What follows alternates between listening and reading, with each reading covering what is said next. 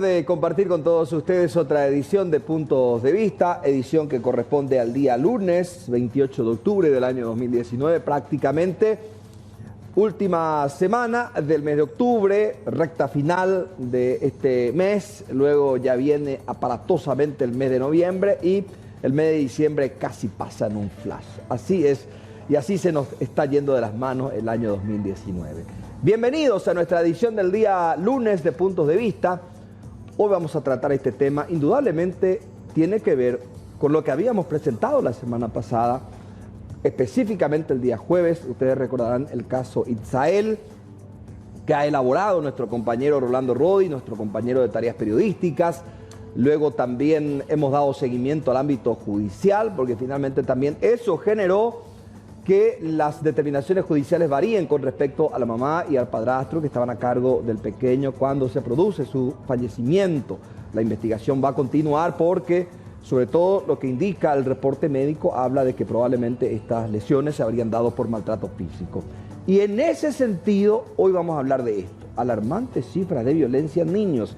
Y algunos de los datos que compartíamos precisamente ese jueves tienen que ver con lo que significa en cifras lo que nos alarma realmente cuando tiene que ver con violencia contra niños. Y encabezaban las agresiones sexuales contra los niños esa lista.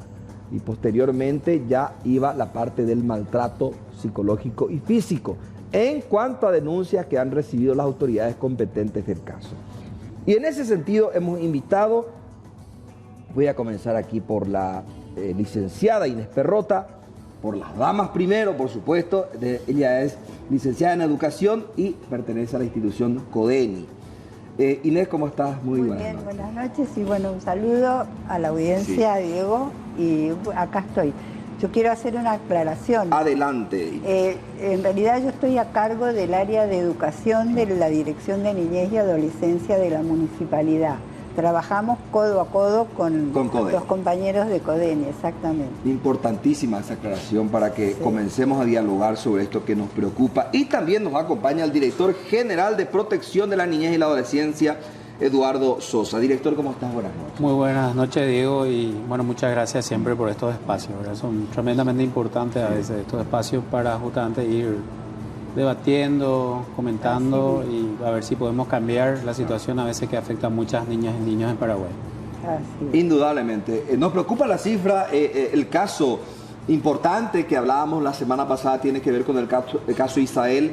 Es uno de los tantos casos emblemáticos, pero como sociedad debemos tomar conciencia respecto a esos maltratos, respecto también a todo lo que tiene que ver con los cuidados para que finalmente no ocurran las agresiones sexuales. Inés, ¿cómo se está trabajando actualmente? ¿Estamos avanzando? En Asunción, bueno, la situación no está, digamos, al margen del resto del país, ¿no? Y se incluyen cifras también bastante alarmantes, ¿no? El departamento de CODENI de la Municipalidad de Asunción está atendiendo casos a diario de denuncias que ingresan, sea por la vía, digamos, directa a las oficinas de la CODENI o a través de Fono Ayuda, que ustedes saben cómo funciona el sistema del dispositivo de respuesta rápida del Ministerio de Niñez. Entonces, claro, yo no sé si ponerlo en términos de hay avances. Cuando hablamos de avances seguramente tendríamos que admitir que se están reduciendo los casos, claro, o se está reduciendo la violencia contra los niños, niñas, inclusive los adolescentes, ¿no? Pero eso debería de ser un avance.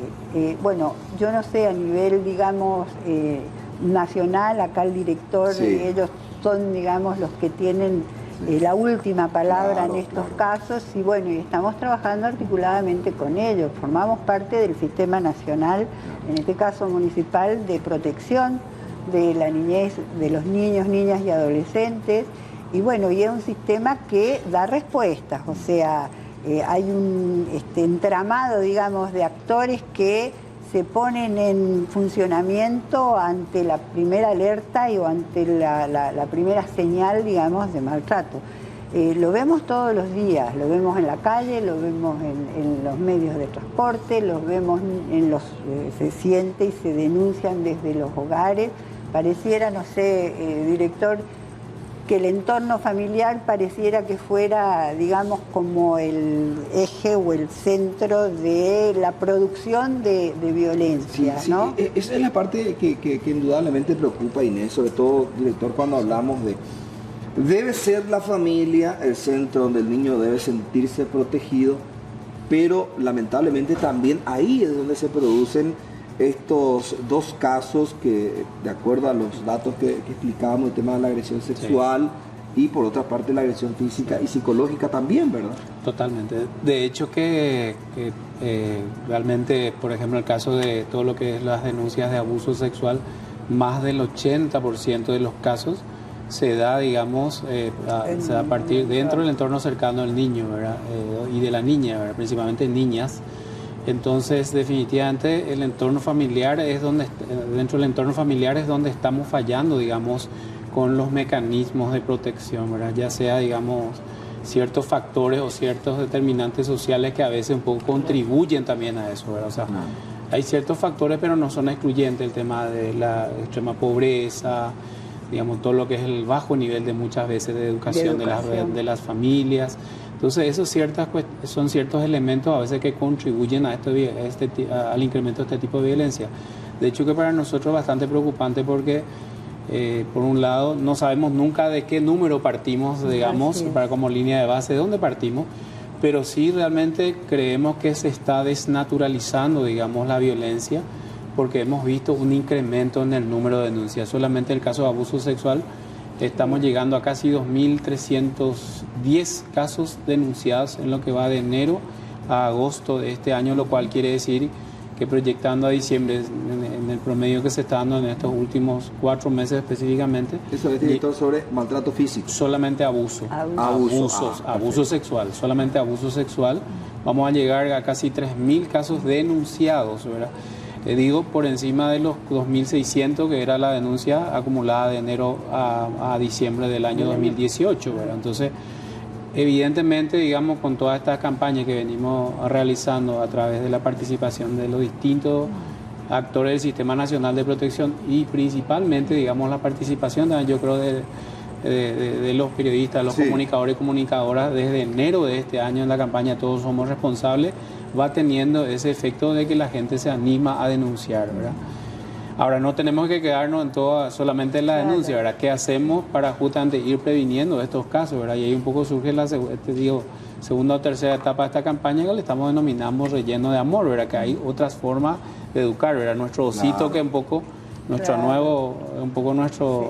osito, que es un poco el elemento, tratamos de tratar de salir de ese elemento negativo, ¿verdad? Donde el niño es bastante violentado a un elemento más positivo, el osito realmente que pueda convertirse la familia en, digamos, como decía la ministra, si le tenemos un cariño al osito, es el mismo cariño que tenemos que tenerle a nuestras hijas e hijos, ¿verdad?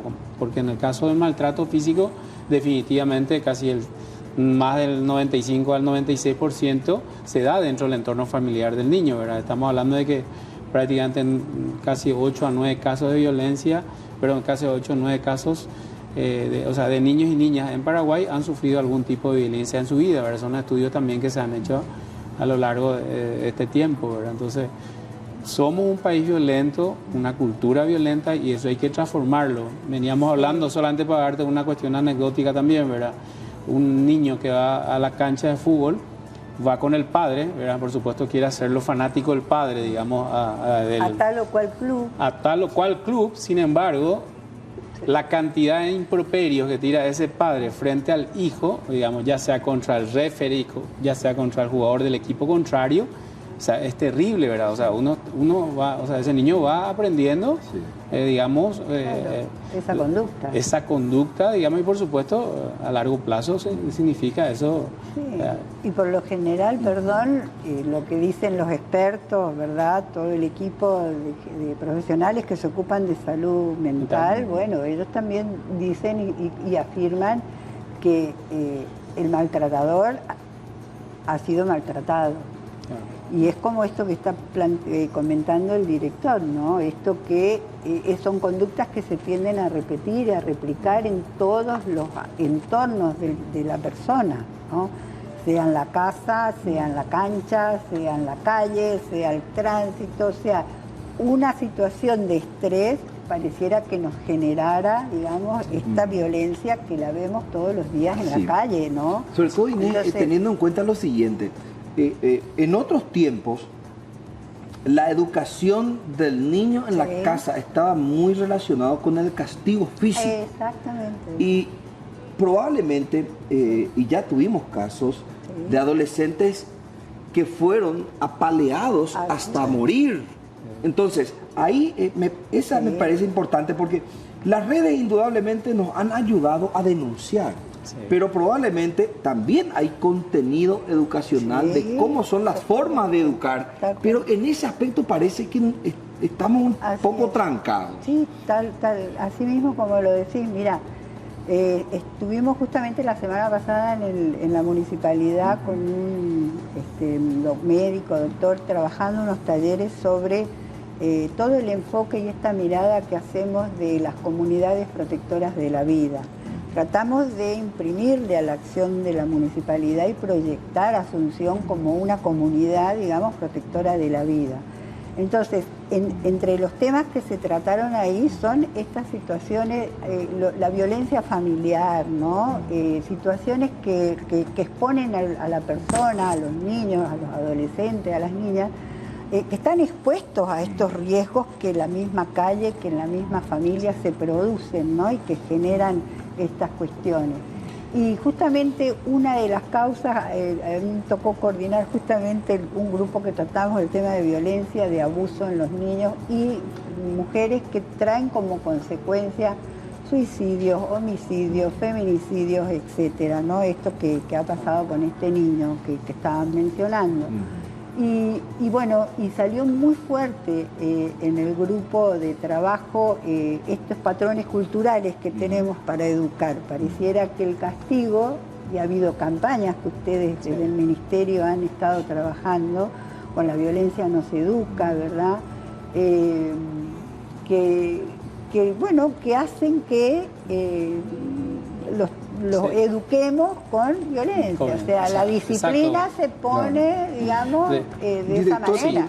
De acuerdo a lo que dice Inés, siguiendo el hilo, ¿cuándo se van a comenzar a ver los resultados? En el sentido que se han hecho campañas, ¿de qué depende ahora para observar los resultados y que bajemos considerablemente esas cifras?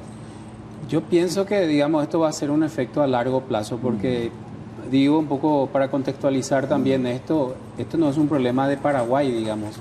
Fíjate que en la Agenda 2030 a nivel global se ha incluido indicadores muy específicos relacionados al tema de violencia. En los anteriores ODS, claro, en los Objetivos de Desarrollo Sostenible, digamos, el objetivo 16.2 es específicamente erradicar, digamos, todo tipo de violencia hacia niñas y niños al 2030, ¿verdad? Como digo, es un tema global, es una problemática global, digamos, y por supuesto nosotros no estamos ajenos a eso. Paraguay viene impulsando lo que se llama país pionero, fue uno de los primeros países que tomó la posta. Nosotros queremos avanzar en esta línea, por un lado, y hoy tenemos, digamos, trabajando en distintos lugares, justamente con los actores del Sistema Nacional de Protección, Ministerio de Educación, Ministerio de Salud, municipalidades, y dentro de las municipalidades, las CODENI, y a nivel comunitario también, porque esto de alguna manera tenemos que llegar, digamos, a la familia, ¿verdad? ¿Qué es lo que pasa también dentro del contexto social hoy, ¿verdad? Anteriormente mamá estaba en la casa, ¿verdad? Hoy mamá no está en la casa porque tiene que ir a generar también ingresos. Entonces a veces, digamos, el que educa al niño es una persona, digamos, ajena a la familia, o a veces la televisión nomás, ¿verdad? La que educa, ¿verdad? O el celular. O el celular, ¿verdad? Entonces hay factores hoy, digamos, sociales, socioambientales también, que afectan de manera significativa, digamos, la educación de los niños y niñas. Pero esto tiene que ser una causa nacional, ¿verdad? Y en eso me parece muy importante también que ha habido avances normativos, por ejemplo. O sea, hay una ley del buen trato, ¿verdad? Y de la crianza positiva, ¿verdad?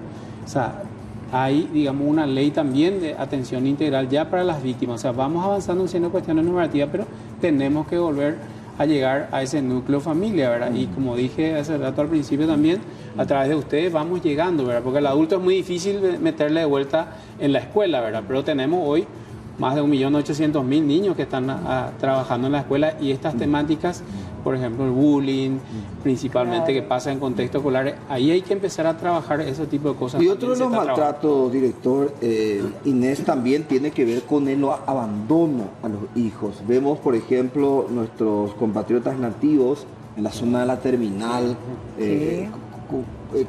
inhalando cola de zapatero. En toda la ciudad, prácticamente. ¿Cómo se trabaja con ese sector? Porque parece que van a los albergues, luego ellos otra vez abandonan. Yo te comento un poquitito, realmente el tema de la población indígena hay que reconocer que es una población tremendamente postergada por el Estado paraguayo, hay que ser muy sinceros. Fueron los últimos que entraron, digamos, como beneficiarios del programa Tecopona, sin embargo, eran la población más vulnerable y más en extrema pobreza. Entonces digo, yo creo que hay un error en la priorización, ¿verdad? Hemos detectado también municipios en los cuales la priorización, por decirte un elemento importante ahí, dentro de lo que es la garantía de ciertos derechos, que priorizan, por ejemplo, escuelas de zonas urbanas, digamos, para el servicio de almuerzo escolar, digamos, teniendo poblaciones indígenas que están en mucho más vulnerabilidad que esas escuelas urbanas. Entonces hay una cuestión también de priorización y yo digo que de cierta discriminación, digamos, que se ha aplicado, yo creo que sistemáticamente a la población indígena, y hoy es el día en que tenemos, digamos, un problema estructural grave que explota hoy en las capitales, no solamente acá Asunción y Central, digamos, estamos hablando de Coroviedo, Caguazú, Ciudad del Este, Encarnación en menor medida, pero tenemos en Concepción, o sea, tenemos en casi todas las capitales departamentales, pero vienen, como dicen muchos de ellos, Orevare, hay entero se me dicen, no, Orevare, hay no seremos, ¿Cuál es la respuesta que claro, le está dando? Sí mismo, ¿no? pero un poco, te digo, nosotros tenemos los últimos operativos de julio y agosto que hemos hecho justamente con el municipio y otros actores claves, fiscalía y demás cosas. Tenemos actualmente casi 65 chicos en distintos albergues del Ministerio de la se están recuperando. Están recuperando el tema de adicción. Muchos ya están ligados con la adicción. No, 31 vuelven tenemos, a las calles. 31 tenemos en un albergue que tenemos en Punta Pona, que estamos sobrepasados de su capacidad, lo inauguramos en julio y eso a finales de agosto. Fue la experiencia de la terminal, ¿no? Claro, de la terminal, digamos que justamente experiencia articulada también de trabajo en distintos actores del Estado, justamente donde estos chicos, por ejemplo, también a veces cuando están en consumo son discriminados por su propia comunidad. Nosotros no podemos reinsertar a un chico en consumo si es de una comunidad, por poner un nombre nomás, ¿verdad? Acá Yupazo, de Canindeyú, que es una comunidad bastante expulsora, pero una comunidad bastante vulnerable y súper postergada. Entonces, no le aceptan. Hay una expulsión ahí automática. Claro, automática cuando están en consumo. Entonces lo que hacemos es, algunos chicos están ahí, van a estar un buen tiempo hasta rehabilitarse, digamos, ahí en ese centro y luego vamos a procurar la reinserción porque antes, como digo, no son aceptados en su comunidad en la condición en que están. Vamos a hacer una breve pausa. Ahí tenemos el número telefónico de nuestro WhatsApp, el 0985-625-000, alarmante cifra de violencia en niños.